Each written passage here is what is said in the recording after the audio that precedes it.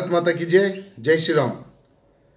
सभी मेरे हिंदू भाई बंधुओं, सिर्फ आप ही के आशीर्वाद के कारण मुझे आज फिर से गोशामेल विधानसभा से टिकट मिला है भारतीय जनता पार्टी से। सिर्फ आप ही के आशीर्वाद से। हर बार मेरे अच्छे और बुरे समय पर आप सब लोगों ने आशीर्वाद दिया और मेरे साथ खड़े रहे।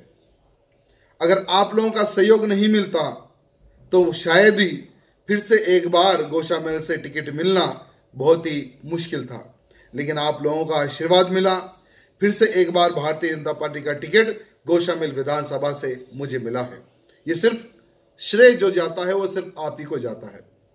साथ ही साथ मेरे भाइयों, फिर से एक बार हमें गोशामेल विधानसभा जीतना है भारी मेजोरिटी से।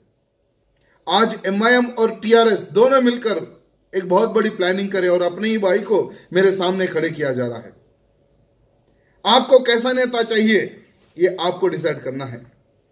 एमआईएम को सलाम मानने वाला या एमआईएम को ठोकने वाला, कैसा नेता चाहिए ये आप लोगों को डिसाइड करना है मेरे भाइयों।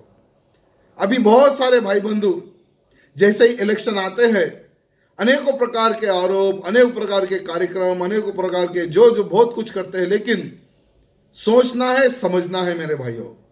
आज हमारे हिंदुत्व के प्रति हो, संस्कृति के प्रति हो, देश के प्रति हो, जब भी इन दुश्मनों ने हमारे धर्म पर उंगली उठाई, हर बार इनको इनकी भाषा में हमने जवाब दिया है मेरे भाइयों। आपसे हाथ जोड़कर निवेदन है, आपका तो सहयोग है, लेकिन आपके मित्रों का सहयोग, आपके रिश्तेदारों का सहयोग, आपके आजू बाजू पड़ोस का सहयोग, सभी का सहयोग मुझे चाहिए मेरे भाइयों, क्योंकि फिर से हमें गोशामेल जीतना है और इन गद्दारों को हमें जवाब देना है भाइयों। और आने वाले, यानी अगर फिर से टीआरएस सरकार बनती है तो टीआरएस का डिप्टी सीएम एमआईएम का होगा।